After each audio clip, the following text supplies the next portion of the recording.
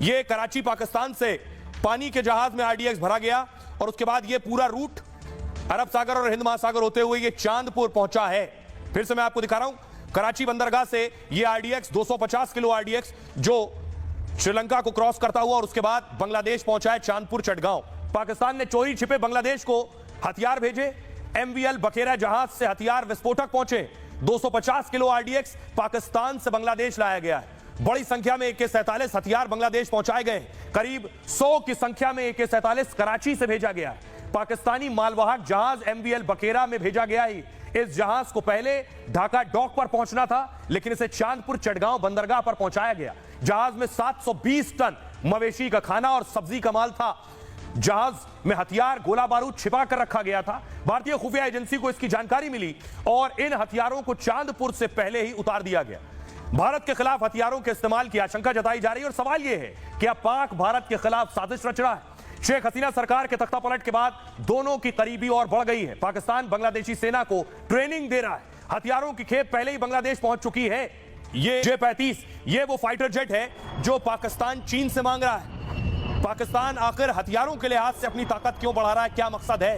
इस तरह के कई दर्जन लड़ाकू विमान, चीनी लड़ाकू विमान जो पाकिस्तान ने मांगे हैं चीन से। ये आप देख रहे हैं, पाकिस्तान ने चीन से 40 ऐसे J-35 जेट विमान की डील की है। चीन का सबसे आधुनिक और 5वीं यानी 5th जनरेशन का यह फाइटर है। J-35 चीन के J-31 स्टील्थ फाइटर जेट का एक्सपोर्ट वेरिएंट है और इसे एयर सुपीरियोरिटी और स्ट्राइक मिशन के लिए डिजाइन किया गया, यानी हमला करने के लिए ही इसे बनाया गया है। J-35 को J-20 से छोटा बताया गया है, लेकिन इसमें जमीन और समुद्री लक्ष्यों पर हमला करने की ताकत है। J-35 रडार की पकड़ में नहीं आता है। इसकी खासियत है दुनिया के एडवांस हथियारों को लेकर स्ट्राइक करने की इसकी ताकत है। इसे उड़ाने की ट्रेनिंग पाकिस्तानी फाइटर पायलट ने ले रखी है और इसकी अधिकतम गति जो है वो 1400 किलोमीटर प्रति घंटा है। मारक क्षमता 1250 किलोमीटर यानी 1250 किलोमीटर दूर मार सकता है। रिफ्यूलिंग यानी ईंधन भरने पर यह 2000 किलोमीटर तक जा सकता है और यह जेट 500 किलो के 8 शक्तिशाली बम या 30 छोटे बम लेकर उड़ सकता है। अब जरा रफाल की ताकत देखिए इसके आगे। रफाल की मारक क्षमता 3700 किलोमीटर है। इसकी सिर्फ 1250 है, यानी रफाल की मारक क्षमता इससे 3 गुना ज्यादा है। इसमें 3 तरह की मिसाइल लगाई जा सकती हैं। हवा से हवा में मार करने वाली मेटियोर, हवा से जमीन पर मार करने वाली स्कैल्प और हैमर मिसाइल। भारत ने 28 सिंगल और 2 डुअल सीटर रफाल खरीदे हैं। महज 1 सेकंड में 300 मीटर की ऊंचाई पर यह पहुंच सकता है। 1 मिनट में 18,000 मीटर की ऊंचाई तक पहुंच सकता है। चीन पाक के पास मौजूद आधुनिक फाइटर प्लेन से यह कहीं बेहतर है हर मामले में। इसे पहाड़ पर बेहद कम जगह में उतारा भी जा सकता है। समुद्र में चलते हुए युद्धपोत पर भी इसे उतारा जा सकता है। हवा में उड़ान भरते हुए फ्यूल भरने की भी इसमें ताकत है। एक बार फ्यूल भरने पर लगातार 10 घंटे यह उड़ान भर सकता है। इसका रडार सिस्टम बेहद मजबूत है। 100 किलोमीटर के दायरे में एक साथ 40 जगह पर निशाना लगा सकता है।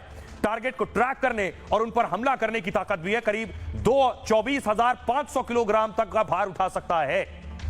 पाकिस्तान के जो 2 आतंकी हैं पाले हुए, एक मक्की और एक मसूद अजहर, दोनों को हार्ट अटैक आ गया है। एक की मौत हो गई है। आपको बताऊं, मक्की 26/11 हमले में शामिल रहा है और वांटेड है। मुंबई में 26/11 हमलों के मास्टरमाइंड की मौत हुई। अब्दुल रहमान मक्की की हार्ट अटैक से मौत हो गई। मक्की मोस्ट वांटेड हाफिज सईद का साला था और प्रतिबंधित जमात उद दावा का डिप्टी चीफ था। लाहौर में हार्ट अटैक आने से इसकी मौत हो गई। मक्की पर 17 करोड़ से ज्यादा का इनाम घोषित था। मक्की को ग्लोबल टेररिस्ट यानी अंतर्राष्ट्रीय आतंकी घोषित किया गया था। मक्की ने मुंबई हमलों के लिए आतंकियों को धन मुहैया कराया। इस हमले में 166 लोग मारे गए थे और आतंकी हमले में 3 आतंकी मारे गए थे। आतंकी अजमल कसाब जिंदा पकड़ा गया था।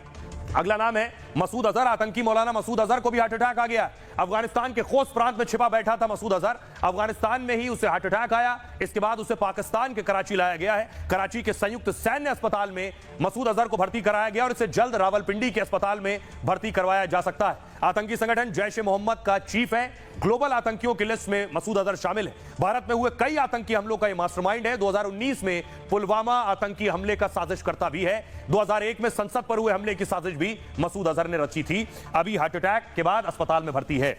आइए खबरों में आगे बढ़ते हैं।